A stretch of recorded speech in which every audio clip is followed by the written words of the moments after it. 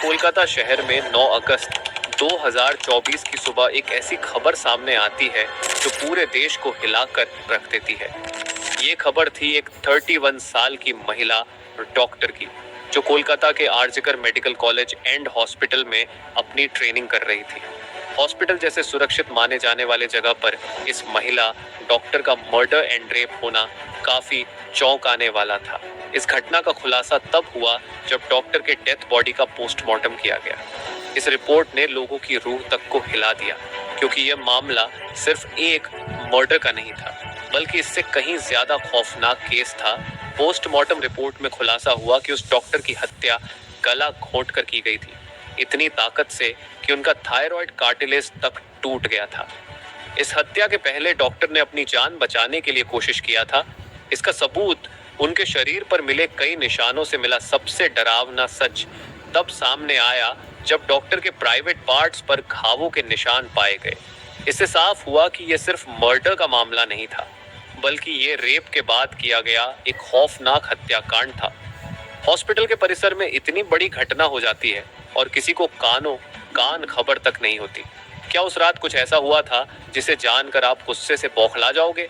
क्या वहां कोई और था जिसने इस क्रूर घटना को अंजाम दिया, और अगर था तो आखिर कौन था? इन्हीं सवालों के जवाब खोजते हुए हम आज की इस वीडियो में आपको बताएंगे कि आखिर क्या हुआ था उस रात इस मेडिकल कॉलेज के शांत माने जाने वाले परिसर में। जब आपको सच का सामना होगा तो यकीन मानिए आपके भी रोंगटे खड़े हो जाएंगे। Guys, before starting this video let me tell you कि मैं यहाँ पर उन फीमेल डॉक्टर को श्रुति नाम से रेफर करने वाला हूँ, एंड ये उनका रियल नेम नहीं है। सो कंफ्यूज मत होना। श्रुति एक जूनियर डॉक्टर जो कि कोलकाता के आरजिकर मेडिकल कॉलेज एंड हॉस्पिटल से अपनी डॉक्टर की ट्रेनिंग ले रही थी 8 अगस्त 2024 को।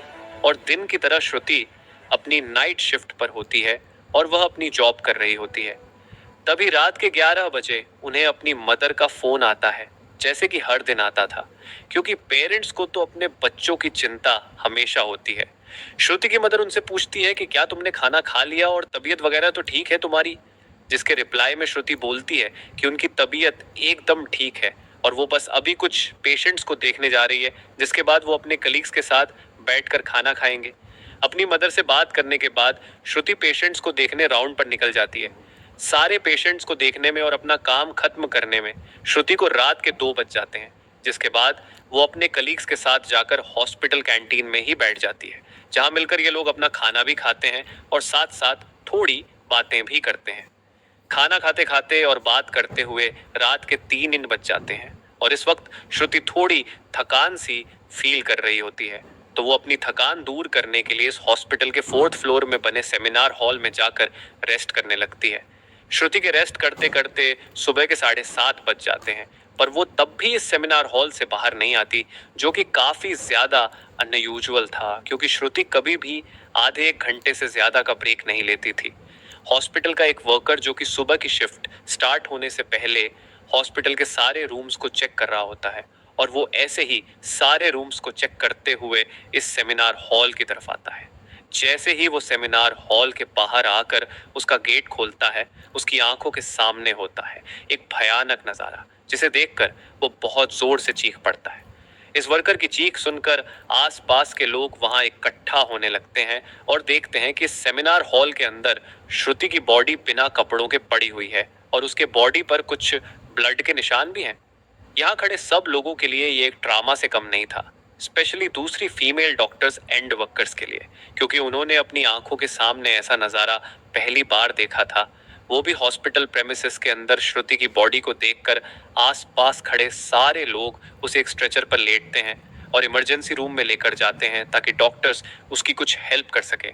काफी देर तक डॉक्टर्स के स्ट्रगल करने के बाद भी एट द एंड श्रुति कुछ घंटों के बाद अपना दम तोड़ देती है। हॉस्पिटल में कुछ लोग थे जो कि इस मर्डर एंड रेप केस को एक नॉर्मल केस जैसा दिखाने की कोशिश कर रहे थे, जस्ट बिकॉज कि वो इस हॉस्पिटल का नाम बचा सके। बट जब पोस्टमार्टम रिपोर्ट्स आती हैं तो सब दूध का दूध और पानी का पानी हो जाता है।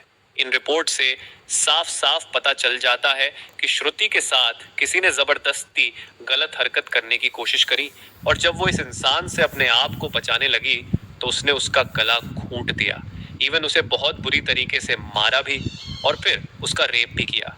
ये सारे प्रूफ मिलने के बाद ये केस पुलिस को हैंड ओवर कर दिया जाता है एंड पुलिस वाले इस क्रिमिनल को पकड़ने के लिए लग जाते हैं। सबसे पहले पुलिस उस क्राइम सीन पर ही छानबीन करती है जहां ये सब हुआ था। किस्मत से पुलिस वालों को वहां पर श्रुति के कुछ नेल्स एंड ब्लड सैंपल्स मिलते हैं और साथ ही एक ब्लूटूथ नेक बैंड। ये केस शायद और भी जल्दी सॉल्व हो जाता अगर उस फ्लोर पर सीसीटीवी कैमरा होते तो, बट बदकिस्मती से इस सेमिनार रूम के अंदर या इसके आसपास कोई सीसीटीवी कैमरा नहीं थे। लेकिन जिस रास्ते से इस फ्लोर पर एंटर करा जाता था वहां पर कुछ सीसीटीवी कैमरा थे। पुलिस वाले इन सीसीटीवी कैमरा में सुबह के 3 बजे से 8 बजे के बीच की रिकॉर्डिंग चेक करते हैं कि इतने टाइम के बीच कितने लोग इस फ्लोर पर आए और गए थे। इन सीसीटीवी फुटेजेस को चेक करने के बाद ये पता चलता है कि टोटल 6 लोग इस फ्लोर पर आए और गए थे। ये पता लगने के बाद पुलिस वाले एक एक करके इन 6 लोगों को पूछताछ के लिए बुलाते हैं कि वो लोग वहां पर उस टाइम क्या कर रहे थे। और इन लोगों को इस बीच यहाँ कुछ भी अजीब दिखा कि नहीं। इन लोगों से पूछताछ के दौरान पुलिस वाले उनके फोन का ब्लूटूथ भी ऑन करके चेक करते हैं कि जो ब्लूटूथ हेडसेट उन्हें मिला था वो इनमें से किसका था, क्योंकि आपको पता होगा ही कि एक बार अगर आप किसी ब्लूटूथ डिवाइस से अपना फोन पेयर करते हो तो अगली बार वो उससे इजीली कनेक्ट हो जाता है।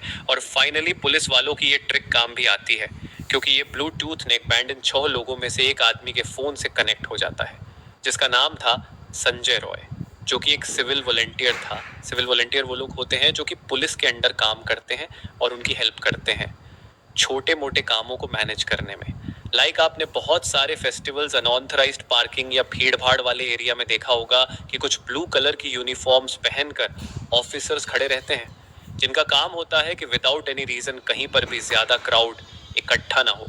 तो अब पुलिस वालों को अपना पहला कातिल मिल चुका था, जिसके बाद वो संजय रॉय से और गुस्से से पेश आने लगते हैं। बट संजय पुलिस वालों की किसी बात का भी जवाब नहीं दे रहा होता क्योंकि वो काफी ज्यादा नशे की हालत में था। इस बीच पुलिस वाले संजय का फोन भी चेक करते हैं जिसमें उन्हें भर भर के पोर्नोग्राफिक कंटेंट मिलता है, जिससे उनका शक यकीन में बदल चुका था कि संजय ही श्रुति के मर्डर का मेन कल्प्रीट है। इसके बाद पुलिस वाले संजय रॉय को और ज्यादा डराने लगते हैं एंड फाइनली वो डर कर अपना गुनाह कबूल भी कर लेता है कि उसने ही श्रुति को मारा है और उसका रेप किया है। ये पता लगते ही कुछ पुलिस वाले और प्रूफ्स कलेक्ट करने संजय रॉय के घर जाते हैं, जहां पर उन्हें एक शू मिलता है जिसके ऊपर कुछ खून जैसे ही धब्बे थे। तो पुलिस वाले उसका सैंपल कलेक्ट कर लेते हैं। थोड़ी और तलाशी लेने पर पुलिस वालों को संजय के घर के बाहर कुछ कपड़े सूखते हुए दिखते हैं और ये वही कपड़े थे जो कि उस दिन संजय ने पहने थे, क्योंकि ये सब सीसीटीवी कैमरा में कैप्चर हो गया था, जिससे जाहिर था कि संजय ये प्रूफ मिटाने की भी कोशिश कर रहा था। बट जब संजय को पूछताछ के लिए पुलिस स्टेशन में लाया गया था उस वक्त वो काफी ज्यादा नशे की हालत में था। तो क्या वो ये सब बस इसलिए कर रहा था ताकि उसे कम सजा मिले, जस्ट बिकॉज वो उस वक्त नशे में था। बाद में जब पुलिस वाले उस शू पर लगे ब्लड सैंपल्स को चेक करवाते हैं तो वो भी श्रुति के ब्लड से मैच हो जाता है, which was a solid proof against him। इन सारी रिपोर्ट्स एंड डिटेल्स को एक साथ कंबाइन करके पुलिस वालों को पता चलता है कि उस रात संजय रॉय काफी ज्यादा नशे की हालत में था और वो रात के 11 बजे हॉस्पिटल में एंटर करता है। संजय अक्सर उस हॉस्पिटल में नाइट शिफ्ट किया करता था, तो उसे यहाँ की काफी अच्छी नॉलेज भी थी कि कहाँ पर कैमरा है और कहाँ पर नहीं। तो वो आराम से इस हॉस्पिटल के 4th फ्लोर पर जाकर बैठ जाता है, क्योंकि वो नहीं चाहता था कि कोई उसे ज्यादा नशे की हालत में देखे, वरना वो अपनी जॉब से हाथ धो सकता था। 4th फ्लोर पर आते ही वो अपना आराम से सो जाता है। जब उसकी आंख खुलती है तब तक सुबह के 3 बज चुके थे। तभी संजय की नजर श्रुति पर पड़ती है, जो कि रेस्ट करने सेमिनार हॉल में जा रही थी। श्रुति को अकेला देखकर संजय के इरादे बिगड़ने लगते हैं। वो पहले काफी देर तक इस फ्लोर के चक्कर लगाने लगता है, ये कंफर्म करने के लिए कि कोई यहाँ पर ज्यादा आ तो नहीं रहा। जब उसे लगता है कि हाँ उसका रास्ता साफ है तो वो 4 बजे सेमिनार हॉल के अंदर एंटर करता है और फिर वहां से 4:45 पर बाहर आता है। इन 45 मिनट्स तक श्रुति के साथ इस आदमी ने क्या क्या किया होगा और वो कितने पेन से गुजरी होगी, ये सोचकर ही किसी का भी दिल सहम जाएगा। स्पेशली श्रुति के पेरेंट्स, जिन्होंने इतनी उम्मीद से और सैक्रिफाइसेस करके अपनी बच्ची को डॉक्टर बनने भेजा था। एंड श्रुति अपने पेरेंट्स की अकेली बेटी थी, तो उनके लिए तो ये किसी सदमे से कम नहीं होगा। एंड गाइस, ये केस अभी भी क्लोज नहीं हुआ है और 23 अगस्त तक संजय राय को कस्टडी में रखा जाएगा। इस कातिल इंसान के साथ क्या होना